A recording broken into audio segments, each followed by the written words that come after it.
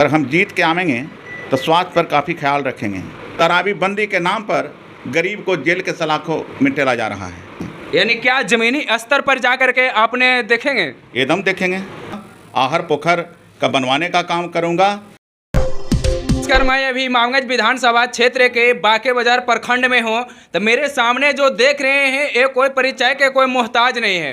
ये उपचुनाव इमामगंज विधानसभा में होने वाली है और जन सुराज पार्टी से इनको सीट मिल चुके हैं। तो चलिए इनसे जानने का प्रयास करता हूँ कि विधानसभा इमामगंज विधानसभा में क्या क्या परिवर्तन लाने का ये प्रयत्न करेंगे और क्या क्या इनको कमी दिखा कि आज जो विधायक में इनको सीट मिला है। तो चलिए सबसे पहले आपका बहुत स्वागत है सर।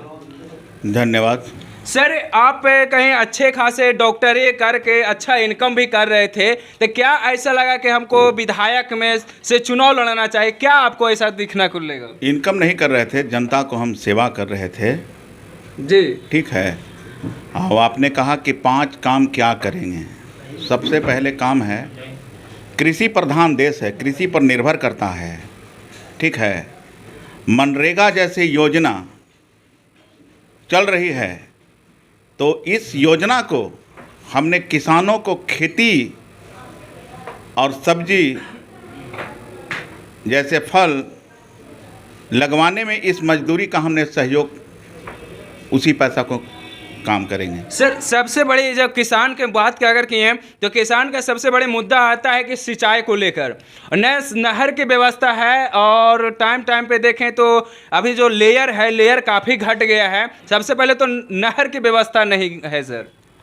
एक्चुअली है कि हमारे क्षेत्र में बालू का उठाव किया गया, इतना पर्याप्त मात्रा में भूगर्भ जल नीचे चला गया, जिसके चलते हमारा लेयर जो है ख़त्म हो गया है।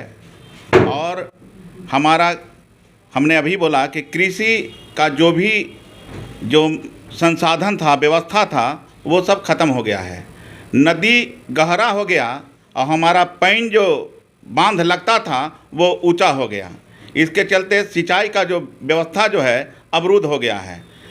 जो अथी था, ये आहर था, पोखर था, वो समाप्त हो रहा है। ये पुनः जो है फिर से उन्हें हम जीर्णोद्धार करवाने का काम करूँगा।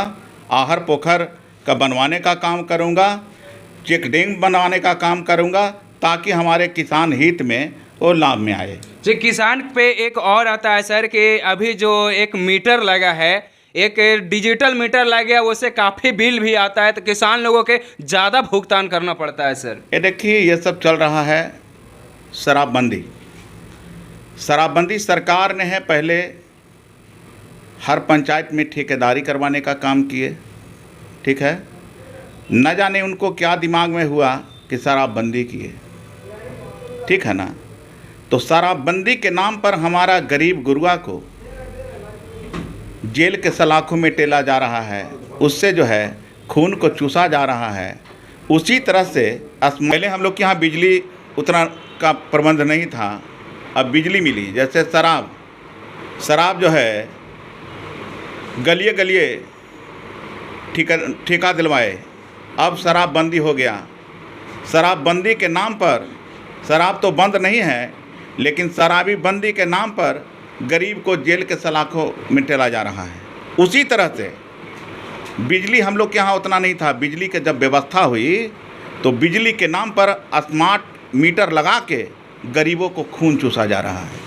तो क्या लग रहा है कि मैंने जनता को बेवकूफ़ बना करके सरकार अपनी रोटी सेकने में लगे? एकदम, इसको स्मार्ट मीटर नहीं लगना चाहिए। सर आप एक चिकित्सक हैं और सरकारी अगर हॉस्पिटल को देखा जाए काफ़ी उसका जो व्यवस्था है काफ़ी लचीला हो चुका है। तो क्या अगर आप जीत हासिल करके आते हैं ये सारी व्यवस्था को तंदुरुस्त करेंगे?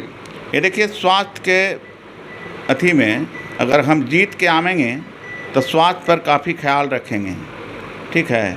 क्योंकि गरीब आदमी जो होते हैं, गरीब फैमिली से लोग होते हैं, उतना प्राइवेट हॉस्पिटल में उतना पैसा जमा नहीं कर पाते हैं और जिससे लोग की जानें चली जाती है। सर जो संसाधन सरकारी है उसमें चुस्त एंड दुरुस्त हम करवाने का काम करेंगे। सर एक और क्वेश्चन है कि सरकारी स्कूल जो है, सरकारी स्कूल में एजुकेशन जो सिस्टम है काफ़ी एकदम दयनीय स्थिति में अगर देखा जाए तो हो जाए, और जो नीचे तबके के लोग हैं अच्छा एजुकेशन नहीं, तो क्या असर रहेगा? देखिए, पहले का जो बहाली हुआ, डिग्री लाओ और नौकरी पाओ, तो डिग्री लाओ नौकरी पाओ तो क्या पढ़ाएंगे। अब जो है कंपटीशन जो आ रहे हैं, तो अब इसमें सुधार होगा और मेरे आने के बाद काफ़ी पर हम सुधार करेंगे। यानी क्या ज़मीनी स्तर पर जा कर के आपने देखेंगे? एकदम देखेंगे। नहीं, बहुत से ऐसे लोग होते हैं कि जितला के बाद में अपना सीट हासिल कर लेते हैं और ग्रामीण स्तर पर जाना भूल जाते हैं। सर, पूरे विधानसभा में वेरिफिकेशन करेंगे, और हम तो पहले भी कहा था कि हम क्षेत्र का नेता नहीं हैं, क्षेत्र का बेटा हैं। अगर जनता का प्यार आशीर्वाद से अगर हम विधायक बन के भी जाते हैं तो इमामगंज विधानसभा क्षेत्र के धरती पर रहेगा, हर चीज़ को ख्याल रखेगा। अच्छा सर, आप कहीं कहीं ये पहला कदम रखे हैं और बहुत से ऐसे दिग्गज नेता इस क्षेत्र में जीत हासिल भी कर चुके हैं, उनसे आप कैसे मुकाबला करेंगे? क्या लगता है कि वो उतना दिग्गज नेता है, आप ये है तो किनका सपोर्ट करेगी जनता, आखिर क्यों? ये देखिए, वो हम कहीं ना कहीं हमारे वोट पर ही दिग्गज कहला रहे थे और विकल्प नहीं बन पा रहा था, है ना। जो भी पार्टियां थी बाहरी आदमी को दे रहे थे। जनसुराज ही आया है कि क्षेत्र का बेटा को उन्होंने टिकट दिया है ना। तो क्षेत्र का बेटा के नाम पर और प्रशांत किशोर जी के पार्टी के विचारधारा पर वोट मिलेगा।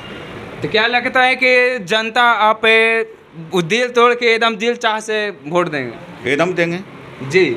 चलिए सर, बहुत बहुत धन्यवाद। और आप लोग के कैसा लगा और इनको प्रति क्या सोचते हैं इमामगंज विधानसभा के क्षेत्र बांके बाजार प्रखंड के लोग? तो चलिए अब मिलते हैं अगला वीडियो में। जय हिंद।